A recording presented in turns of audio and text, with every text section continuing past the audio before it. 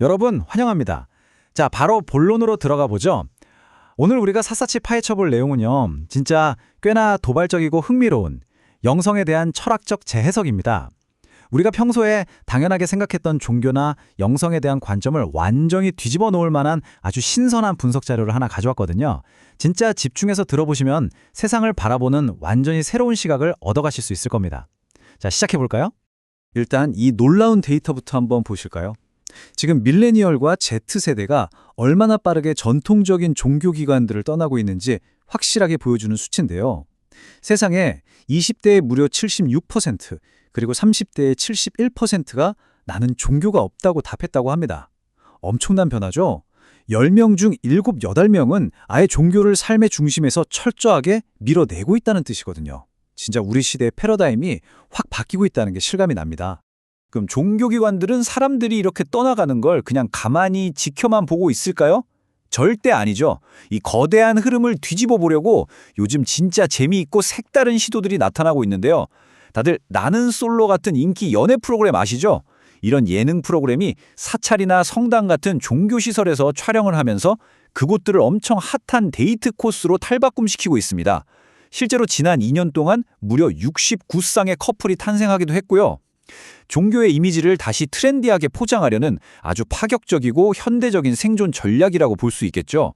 자, 그래서 오늘 우리가 짚어볼 전체적인 핵심 흐름은 이렇습니다. 1번, 2030 세대의 종교적 변화를 시작으로 기복신앙과 진정한 종교의 차이, 인간 중심의 시대, 공신과 사신의 개념, 그리고 마지막으로 오늘날 부처의 재정의까지 쫙 훑어볼 텐데요.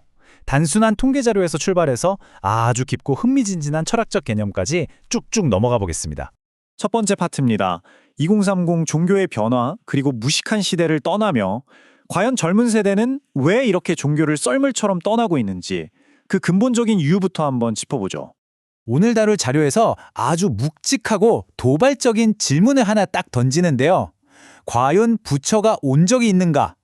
와, 진짜 기존의 상식에 정면으로 도전하는 질문 아닌가요? 이건 그냥 단순히 부처님 오신 날 같은 기념일을 축하하냐 마냐의 문제가 아니라 우리가 지금까지 무조건적으로 믿어왔던 영적인 대상, 그 본질 자체에 대해 아주 근본적인 의문을 훅 던지고 있는 겁니다. 이 자료에서는요, 우리가 과거에 종교를 대했던 방식을 아주 날카롭게 꼬집어서 무식한 시대라고 부릅니다.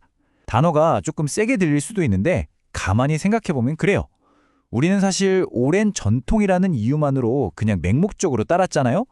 남들이 이게 신이다, 이게 부처다 하니까 아무런 지적인 토대나 진짜 깊은 고민도 없이 그저 끄덕끄덕 받아들였던 거죠. 누군가가 딱 붙여준 영성이라는 라벨을 무작정 믿기만 했던 시대, 그걸 진정한 지식을 갖추기 전에 무식한 시대였다고 진단하는 겁니다. 다음 두 번째 파트, 기복신앙 대 진정한 종교입니다. 방금 말씀드린 현대의 영성을 제대로 이해하려면 이 기본적인 단어들의 뜻부터 완전히 새롭게 세팅할 필요가 있습니다. 자, 이 두 개념의 차이가 아주 기가 막히게 잘 드러나는데요. 우리가 흔히 힘들거나 가난할 때 보이지 않는 절대자한테 엎드려서 제발 도와달라고 빌잖아요. 자료에서는 이걸 진짜 종교가 아니라 단순한 기복신앙이라고 딱 잘라 말합니다. 반면에 종교는 뭐냐? 으뜸종자에 가르칠 교자를 쓰듯이 사람의 내면적인 수준을 쫙 끌어올려주기 위해 고안된 최고의 가르침이라는 겁니다.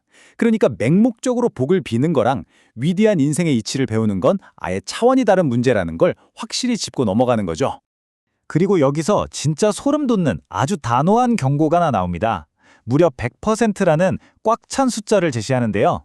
우리가 이렇게 지식과 정보가 넘쳐나는 현대사회에 살면서도 여전히 옛날 방식의 기복신앙에 매달려서 보이지 않는 귀신이나 신한테 도와주세요 하고 빈다면 앞으로 삶이 100% 어려워질 거라는 겁니다.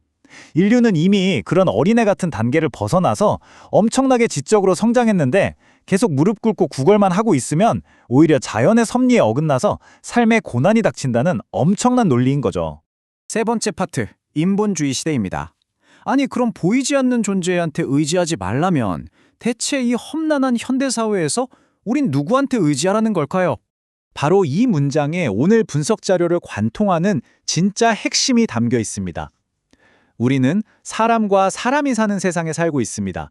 내 눈앞에 있는 사람들과 잘 지내야 합니다. 명쾌하죠? 보이지 않는 귀신이나 영적인 존재한테 매달리던 시대는 이미 싹 다 끝났다는 뜻입니다. 이제 우리의 모든 초점은 내 곁에 있는 사람들, 바로 그 끈끈한 인간관계로 완전히 이동해야 한다는 걸 강하게 말하고 있습니다. 이게 현실에서 어떻게 쓰이는지 아주 구체적으로 한번 뜯어볼까요? 정말 엄청나게 실용적입니다. 첫째, 보이지 않는 귀신한테 도와달라고 절하는 거 당장 멈추라는 겁니다. 둘째, 바로 지금 내 눈앞에 있는 사람들, 내 주변 사람들을 정말 소중하고 바르게 대하라는 거고요.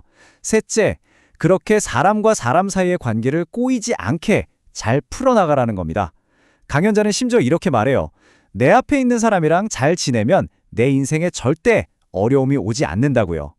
내 눈앞의 인연을 소중히 대하는 것 자체가 인생의 벼락을 막아주는 가장 강력하고 궁극적인 방어막이라는 얘기죠.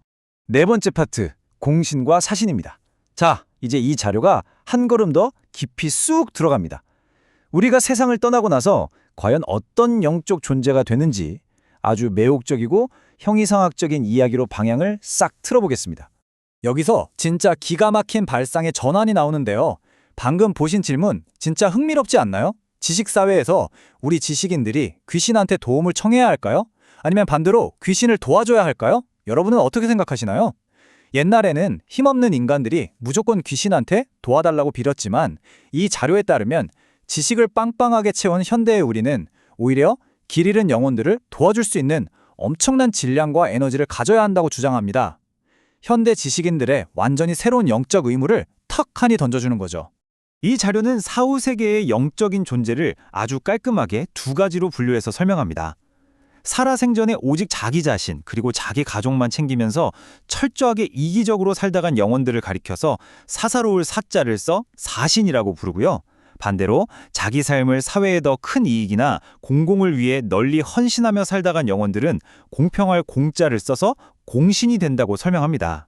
그러니까 지금 현생에서 공동체를 위해 어떻게 살았느냐가 죽고 난 뒤에 영적인 차원까지 그대로 쫙 직결된다는 진짜 독특하고 새로운 분석입니다.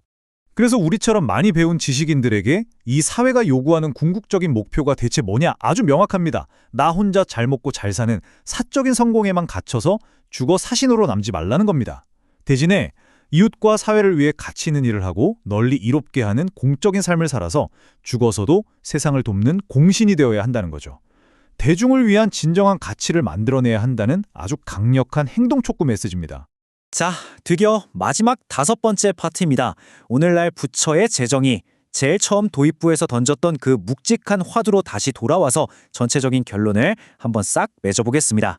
이 자료가 내리는 부처에 대한 재정의는 진짜 파격적이면서도 엄청난 울림을 줍니다. 부처가 수천 년 전 인도에 살았던 딱 한 명의 역사적인 위인, 그 사람이 아니라는 거예요. 그럼 도대체 누구냐? 모르고 헤매는 자를 바르게 가르쳐서 알 수 있도록 길을 찾아 이끌어주는 사람이라는 겁니다. 무지에서 벗어날 수 있게 남을 이끌어주는 사람이라면 세상에 우리 중 누구라도 바로 여러분도 오늘날의 부처가 될 수 있다는 놀라운 해석인 거죠. 여기서 제일 핵심이 되는 포인트는 바로 이겁니다. 누구나 남을 이끄는 부처가 될 수는 있지만 그 사람이 만들어내는 공공의 이익, 그 사이즈에 따라서 위대함의 스케일이 달라진다는 거예요. 내 눈앞에 있는 몇 명 혹은 동네 사람들에게 긍정적인 도움을 준다면 훌륭한 작은 부처가 되는 거고요. 나아가서 사회 전체나 후세에까지 거대한 공적 이익을 남기는 위대한 가르침을 준다면 비로소 우리가 아는 그 큰 부처님으로 불리게 된다는 아주 명쾌하고 현실적인 기준을 보여줍니다. 우리가 가르침을 구하는 과정도 인류가 성장함에 따라 단계별로 쫙 진화를 하는데요. 정말 흥미롭습니다. 어릴 때는 덧셈 뺄셈 같은 기본기를 닦아줄 선생님이 필요하죠. 그러다 청년이 되면 사회생활을 어떻게 해야 하는지 실질적인 팁을 줄 멘토를 찾게 되고요. 그런데 현대 지식사회에서 완전히 지적인 성장을 끝낸 최고 수준의 지식인들에게는 어떨까요? 단순한 처세술을 넘어서 우리의 영혼과 이념의 방향을 바르게 꽉 잡아줄 진짜 스승이 필요해진다고 이 자료는 거듭 강조합니다. 오늘 살펴본 강연 자료의 전체 철학을 진짜 완벽하게 딱 한 줄로 요약해주는 마지막 핵심 문장입니다. 현대 지식사회에서 우리는 보이지 않는 귀신이 아니라 우리 눈앞에 있는 사람들에게 의지하고 그들을 바르게 대해야 합니다. 종교적인 미신이나 막연하게 엎드려 비는 기복 신앙에서 이제 그만 시원하게 벗어나자는 거죠. 그 대신 내 눈앞에 다가온 소중한 인연들에 집중하고 인간 사이의 책임감에 온전히 몰입하라는 아주 강렬하고 인본주의적인 메시지입니다. 자, 이제 오늘의 분석을 함께 살펴보신 여러분께 아주 의미심장한 질문을 하나 딱 던지면서 마무리할까 합니다. 여러분은 지금 여전히 보이지 않는 누군가에게 복을 달라고 의지하고 계신가요? 아니면 당장 내 주변 사람들을 더 나은 길로 이끌어주는 든든한 길잡이, 즉 작은 부처가 되기 위해 하루하루 노력하고 계신가요? 오늘 다룬 이 흥미로운 철학적 화두가 지식사회를 살아가는 여러분의 진짜 역할을 깊이 돌아보는 좋은 계기가 되었기를 바랍니다. 함께 해주셔서 감사합니다.